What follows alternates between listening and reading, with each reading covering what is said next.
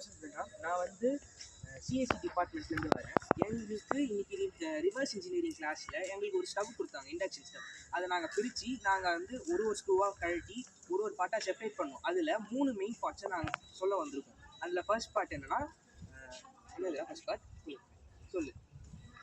என் பேர் வந்து எஸ் ஜெயசூர்யா. இப்போ வந்து நான் இண்டக்ஷன் ஸ்டவ்வில் இருந்துக்க கூலிங் ஃபேனை பற்றி சொல்ல போகிறேன்.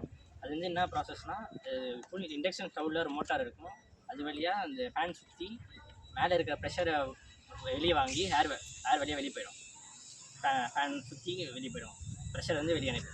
அவ்வளோதான் அதோட கூலிங் ஃபேன். என்னோடய பேர் வந்து சுனிதா. நான் வந்து பிசிபி போர்ட் பற்றி சொல்கிறேன். அது வந்து